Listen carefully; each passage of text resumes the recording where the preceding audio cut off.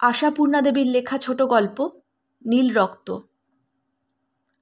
রাত নেহাত কম নয়, প্রায় 12:30। হঠাৎ 7 নম্বর ফ্ল্যাটের গণেশবাবুর ঘর হইতে একটা তুমুল গোলমাল উঠিল। প্রথমটা তেমন গ্রাহ্য করি নাই, কারণ 19টি ফ্ল্যাট সম্বলিত এই বিরাটকায় প্রাসাদটির গহ্বরে যে 19টি পরিবার বাস করেন, তাহাদের আর যাই হোক, উদারতার অপরাধে অপরাধী করা যায় না। অতএব গোলমাল শুনিয়া কৌতূহলী হইবার অভ্যাস আর নাই। বেশি বাড়াবাড়ি দেখিলে চটিজোড়াটা পায়ে গলাইয়া কাটিয়া পড়ি। কিন্তু এত রাত্রে হঠাৎ 16ই আগস্টের অভিনয় শুরু হইয়া যাইবার উদাহরণ বেশি নাই, একমাত্র শশধরবাবুর ঘরে ছাড়া। বৌদি বলেন শশধরবাবু মাতাল, তাই দাদা বলেন বাজে কথা। এক আপিসে কাজ করছি 20 বছর ধরে, মাতাল হলে আমি জানি না? গিন্নিটা পাগল। আমি অবশ্য পাগল আর মাতালে প্রভেদ ধরিতে পারি না। প্রকৃত ঘটনা যাই হোক, মাঝে মাঝে হঠাৎ মাঝরাত্রে ঘুম ভাঙিয়া উঠিয়া সেই দাম্পত্য কলহের আদ্যন্ত শুনিতে হয় আমাদের। কিন্তু গণেশবাবুর স্ত্রী তো আমি অনুপস্থিত বলিয়াই জানি। কয়েকদিন আগেই যেন ভদ্রমহিলাকে ট্রাঙ্ক, বিছানা ও ছেলে মেয়েদের লইয়া গাড়ি চড়িতে দেখিয়াছি। তবে গলাটা শোনা যাইতেছে গণেশবাবুরই বেশি। অতএব এক পক্ষ তিনি, কিন্তু অপর পক্ষ কে? একা গণেশবাবু এতক্ষণ ধরিয়া চালাইতেছেন কিসের শক্তিতে, কাহার প্রেরণায়? না, কোলাহলটা ক্রমশ উদ্দাম হইয়া উঠিতেছে। খুন করলে পুলিশে দেব, দেখে নেব, বাবারে মারে প্রভৃতি অনেক ভালো ভালো কথা কানে আসে। উঠিব নাকি? ব্যাপারটা কি? এইসব চেঁচামেচি কেলেঙ্কারি দেখিলে আমার আবার মাথা ঘোরে। কাপুরুষ বলিয়া ধিক্কার দিতে চান দিন, সত্য কথাই বলিতেছি। উঠি উঠি করিয়াও থাকিয়া গেলাম। ঝড়ের বেগ ক্রমশ মন্দীভূত হইয়া আসিতেছে। যাক, পুলিশ ডাকার প্রয়োজন সত্যই ঘটে নাই, এও ভালো। আশঙ্কায় কণ্টকিত হইতেছিলাম কখন পুলিশ আসিয়া সজোরে দৌড়ে ধাক্কা দেয়। বিচার বিবেচনার বালাই তো আর নাই, আমাকেই ধরিয়া চালান দিতে পারে। পুলিশের না হোক, ধাক্কা পড়িল, সজোরে নয় সরবে। ঠাকুরপো, ও ঠাকুরপো, ঘুমোচ্ছ নাকি? তাড়াতাড়ি উঠিয়া দৌড় খুলিয়া দিই। কি ব্যাপার, কি ব্যাপার বৌদি? ব্যাপার তো কুরুক্ষেত্তর। কিন্তু তুমি কি কুম্ভকর্ণ ঠাকুরপো?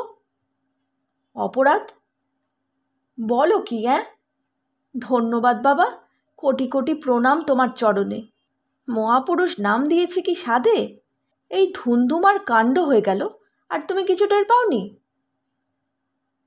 গণেশবাবু তো খুন হয়ে যাচ্ছিলেন। শুনিয়া তবু আশ্বস্ত হই, মনের ভাব প্রকাশ করিতেও দ্বিধা করি না। যাচ্ছিলেন, যাননি তো, ঈশ্বর অনুগ্রহ করেছেন।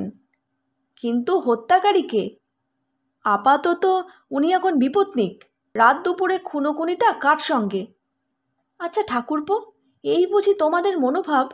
খুনোখুনি করতেই কি আমরা আছি? তাই তুমি বিয়ে করো না কেমন?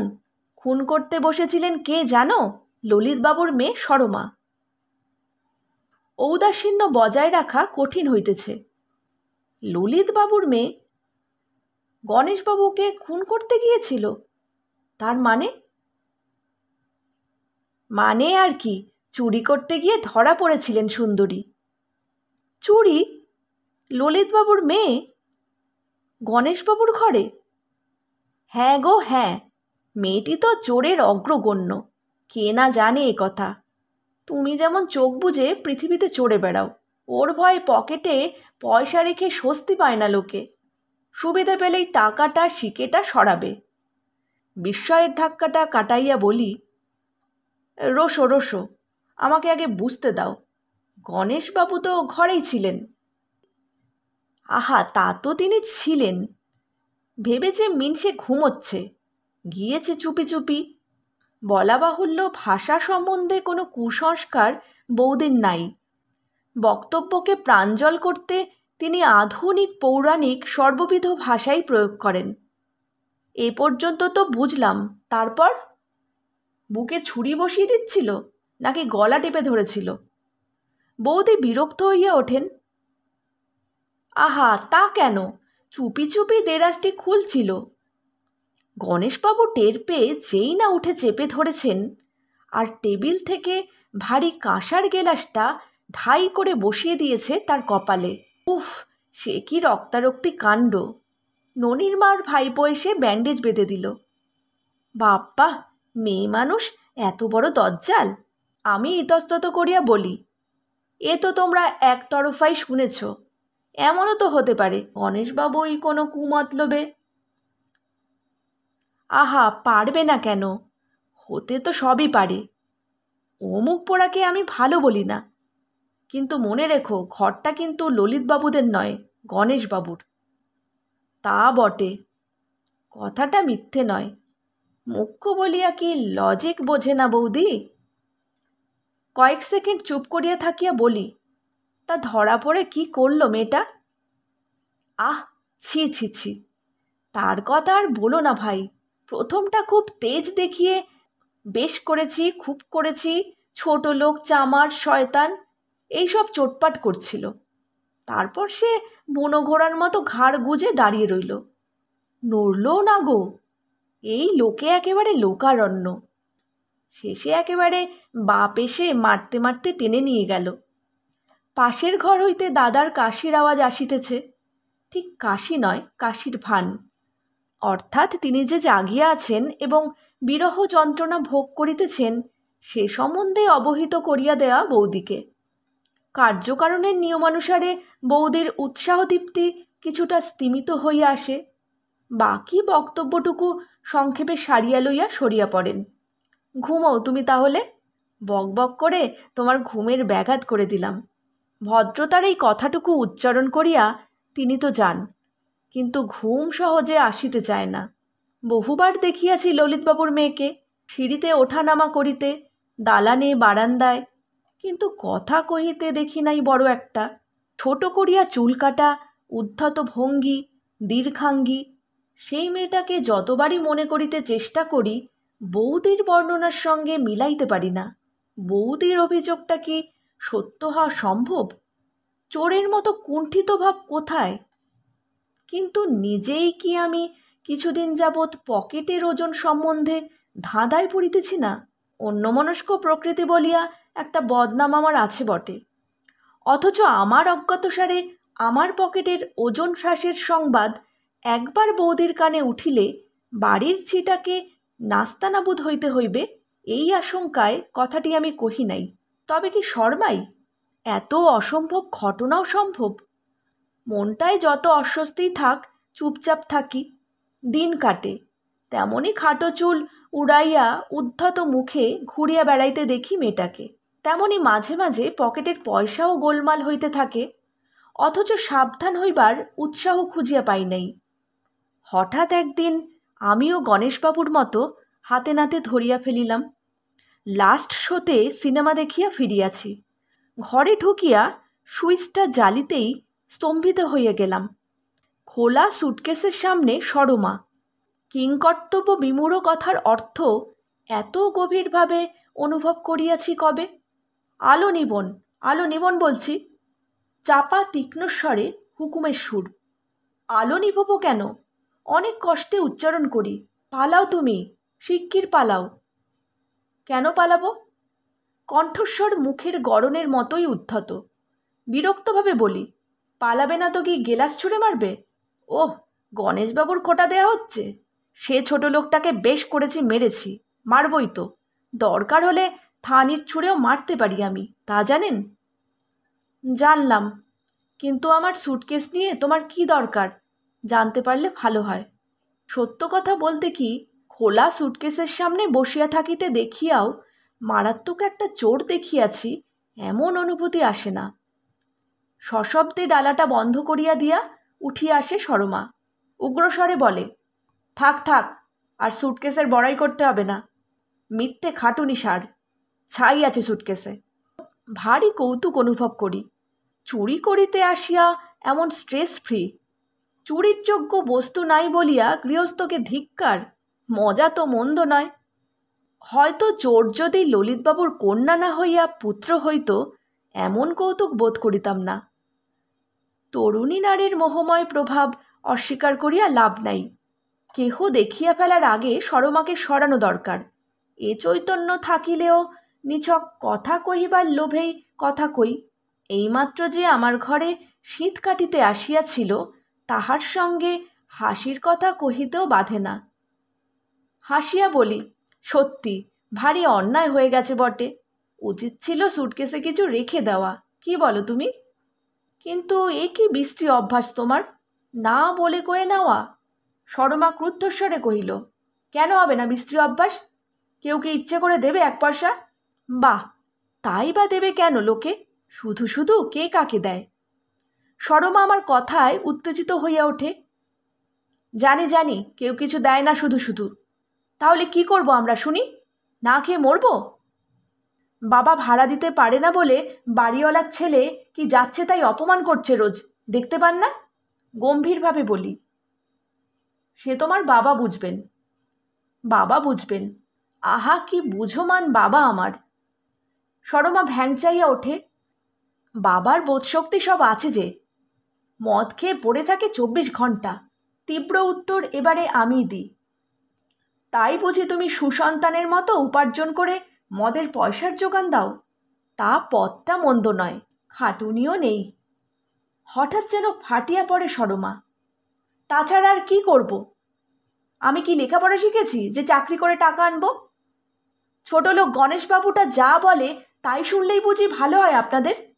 গণেশবাবু কি বলেন তা অবশ্য আমি জানি না, তবে অনুমান একটা করিয়াছিলাম, সেই রাত্রেই করিয়াছি। নীরস গম্ভীরভাবে বলি, গণেশবাবু কি বলেন? গণেশবাবু কি বলেন তা জানবার শখ আমার নেই, তবে চুরি করে বাপের মদের পয়সা যোগান দেওয়ার মধ্যে কোনো বাহাদুরি নেই। ওকে বীরত্ব বলে না। কে বলেছে বীরত্ব? কে বলেছে বাহাদুরি? সরমা যেন মরিয়া হইয়া ওঠে। আপনি তো ভদ্রলোক, এ বাড়ির মধ্যে সবার থেকে ভালো আপনি, তবুও আপনি এরকম বলছেন? তবুও এমনই অবুঝ, বুঝতে পারেন না? পয়সা না পেলে ঠেঙিয়ে হাড় গুঁড়ো করে দেয় বাবা, মারতে মারতে ঠেলে পাঠিয়ে দেয় গণেশবাবুর ঘরে। হঠাৎ একটা কাণ্ড করিয়া বসিল মেয়েটা। কথা শেষ করিবার আগেই কাঁদিয়া ভাসাইয়া দিয়া উপুর হইয়া শুইয়া পড়িল আমার পাতা বিছানাটার ওপর। টানিয়া তুলিবার কোনো উপায় নাই, অথচ কে কোন দিক হইতে দেখিবে তার কোনো ঠিক নাই। করি কি? কেবলমাত্র পয়সা চুরি করিবার জন্য সরমা আমার ঘরে আসিয়াছে, এ কথা কে বিশ্বাস করিবে? নিজেই কি সরিয়া পড়িব? কিন্তু কোন চুলোয়? দ্বিতীয় ঘরখানিতে অনেক আগেই খিল পড়িয়াছে, পথে বাহির হইবার কোনো উপায় নাই, গেটে তালা পড়িয়াছে। শুধু কি বোকার মতো দাঁড়াইয়া থাকিব? বাধ্য হইয়াই বিছানার কাছে দাঁড়াইয়া বলি, এই শুনছ? তুমি কিন্তু পালাও লক্ষ্মীটি, ভারী বিশ্রী হচ্ছে এটা। এই নাও, যা টাকা আছে আমার কাছে নিয়ে চলে যাও, দোয়াই তোমার। চাই না টাকা, ছাই টাকা। কত টাকা দেবেন আপনি? কতদিন দিতে পারবেন? কদিন চলবে? অপরাধের মতোই নিজের কর্তব্য সম্বন্ধে প্রশ্ন করি। কিন্তু আমি আর কি করব? আপনিই সব পারেন, আপনি আমায় এই দুর্গতি থেকে বাঁচান। দুটি পায়ে পড়ি আপনার, আর পারছি না আমি। ওঠে না, মুখ তোলে না, উপুর হইয়া পড়িয়া পড়িয়াই কথা কয়টা উচ্চারণ করে সরমা। ক্রন্দনরতা তরুণীকে নিজের শয্যায় দেখিতে দেখিতে কেমন যেন অদ্ভুত লাগে। চারিদিকের নিস্তব্ধ পরিবেশের মধ্যে এমন একটা অস্বাভাবিক ঘটনায় গা ছমছম করিতে থাকে। এখন আর উদ্ধত বলিয়া বোধ হয় না, চোর বলিয়া বিশ্বাস করা যায় না। শোয়ার ভঙ্গিটি কি মনোরম! নির্নিমেষ দৃষ্টিতে তাকাইয়া তাকাইয়া ফুলিয়া ফুলিয়া কাঁদার দৃশ্যটি যেন উপভোগ করি, অবাক হই। দেখিতে দেখিতে নেশা লাগে যেন। ও তাই বলি, এত রাত্রিরে একলা একলা ঠাকুরপোর এত কথা কেন? তাই বলো, একলা নয়, দোকলা। পিঠের মধ্যে কেমন একটা শিরশিরে ঠান্ডা বাতাস বহিয়া গেল। বৌদি আসিয়া ঘরে ঢুকিয়াছেন, তা ভালো। সরমার আমাদের সব রকম চুরির বিদ্যেই জানা আছে দেখছি। কি বলো ঠাকুরপো? নেয়ার ছিঁচকে চোদ্দ নয়, কথা কইবার অনেক চেষ্টা সত্ত্বেও স্বর বাহির হয় না। বৌদি একাই 100, তিনি কথা চালাইয়া যান। মহাপুরুষদেরও তাহলে মতিভ্রম হয়, কি বলো? কিন্তু ছি ছি ঠাকুরপো, ডুবেছ ডুবলে, আগাটায় ডুবতে গেলে। যাক, দৌড়টা একটু ভেজিয়ে দিয়ে মান অভিমানের পালাটা সাঙ্গ করো ঠাকুরপো। 5 জনে আবার দেখতে পেলে তোমার না হোক, আমাদের গায়ে তো আবার ধুলো দেবে। যাই বাবা, তোমার দাদা আমাকে শুদ্ধ এই অবস্থায় দেখলে আমার মুখ দেখবেন না আর। এই মুহূর্তেই বাঁচাইতে পারি সরমাকে, রক্ষা করিতে পারি চরম অসম্মানের হাত হইতে, পরম দুর্গতির পথ হইতে। বৌদির সামনেই অনায়াস মহিমায় ওর মাথায় হাত রাখিয়া বলিতে পারি, ওঠো সরমা, লজ্জা কি? ভালোই হলো যে বৌদি জানলেন। এসো, আমরা দুজনে একসঙ্গে ওর আশীর্বাদ চেয়ে নিই। বলিবার মতো এমন ভালো ভালো কথা অনেক আছে বাংলা ভাষায়। শরণার্থীকে রক্ষা করিতে মিথ্যা বলাও অশাস্ত্রীয় নয়, কিন্তু বলা কি অত সহজ? যুদ্ধোত্তর পরিস্থিতির দুর্বিপাকে এই ভেড়ার খোয়ারে আশ্রয় লইতে হইয়াছে বলিয়াই তো আর রক্তটা লাল হইয়া যায় নাই আমাদের।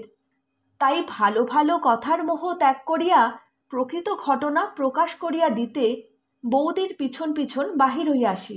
নিতান্ত তাচ্ছিল্য ভরে বলি, তুমি কি খেপে গেলে নাকি বৌদি? ওটাকে আমি। আশাপূর্ণা দেবীর লেখা ছোট গল্প নীল রক্ত এখানেই শেষ হলো। যদি আমার গল্প পাঠ আপনাদের ভালো লেগে থাকে, লাইক, শেয়ার, কমেন্ট আর সাবস্ক্রাইবের মাধ্যমে চ্যানেলটির সাথে অবশ্যই থাকবেন।